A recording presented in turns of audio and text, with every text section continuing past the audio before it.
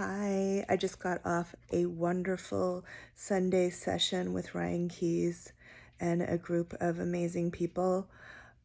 If you want to join that, go to Ryan's Patreon, Ryan Keyes, I'll link it in my stories. And join us on Sundays for some really deep philosophical thought and learning and dialogue with other people and with Ryan. And something that sort of came to me at the end was about how people are getting validation from being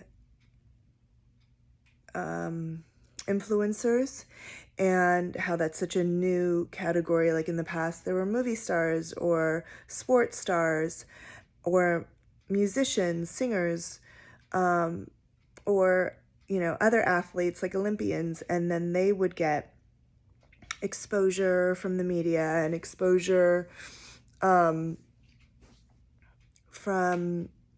the press, and how that doesn't necessarily, like, nowadays anybody theoretically could become a household name from just their own proliferation from the algorithm or from whatever content they're making that is sort of viral.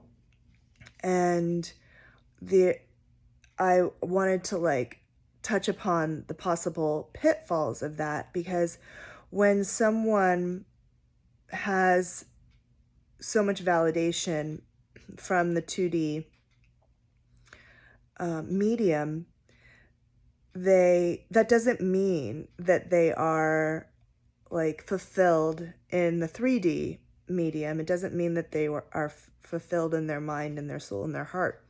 So we have to take that into consideration, especially when seeing other people's content and their lives, quote unquote lives, on social media, that they might be, and a lot of them are, creating content to perpetuate the idea of a perfect life, and then that they get accolades from, and then it becomes this cycle, potentially vicious cycle, of them getting rewarded for only showing perfection and the good stuff, but deep inside that's not necessarily fulfilling, and it's also hard to keep that up. So there's a point where people potentially could just flatline, and other things could rear their ugly heads, generational trauma, or just interpersonal relationships where they could be really amazing at making content and posting videos and pictures, but then in real life they're struggling or we're struggling. And I think that, it's a whole new world. We're not accustomed to having this aspect of life. It's still new, and learning how to regulate it, and people become addicted to it. They're addicted to the likes, they're addicted to the attention that they're getting, and so they're getting constantly validated for what they're doing, and then they can't stop. And then it's 24 hours a day too. It's not like you're going to a day job and you can check out at 5 o'clock or 6 o'clock.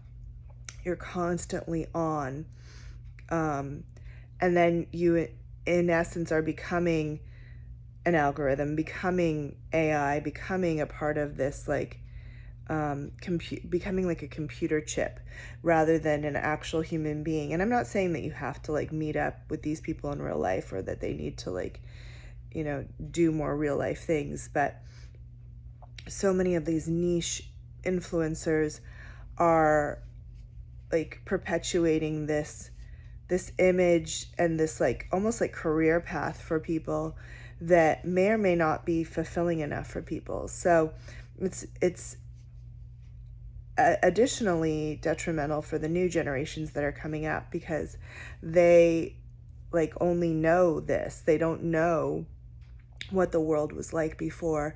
And if they don't get to that status, they might feel a sense of lack or not good about themselves, have self-esteem issues. So it's just something to consider when we're making our own content or not making content or viewing content, and just really discerning what the actual meaning of life is, and going deeper with why people do what they do. And that is something that's really interesting to me, figuring out like from a sociological standpoint why people do what they do, and if they're even aware of it. They might be posting things that they're getting attention for that they don't even know why they're doing it. They constantly, it's like Pavlovian, they're like getting a hit, getting a dopamine hit.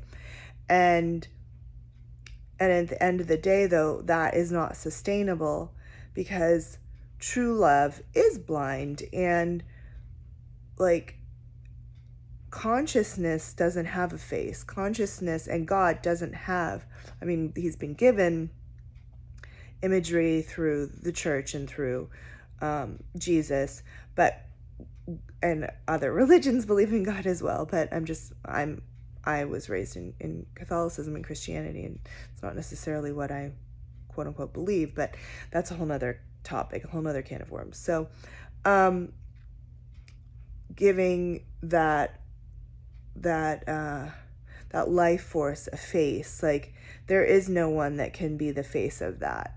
That is everyone altogether. And like animals aren't using these forms to communicate with one another. So bringing it back to the stillness of knowing that consciousness is eternal and that it cannot be destroyed. Energy can't be created or destroyed, so it's always there.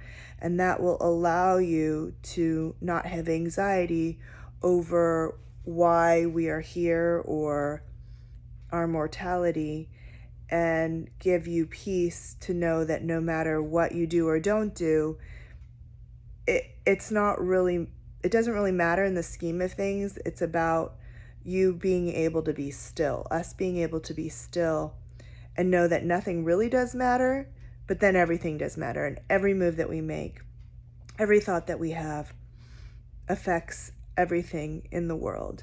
And then to know that, but to not have the pressure on us, and to be at peace with that, to know how powerful we are, and then to know and to be in humility and know how humble we can be and how in awe of just our pure state of existence. That in itself is enough to allow you to quiet your mind and be thankful for having the opportunity to be in these bodies and to be able to process thought and to have discernment through our consciousness that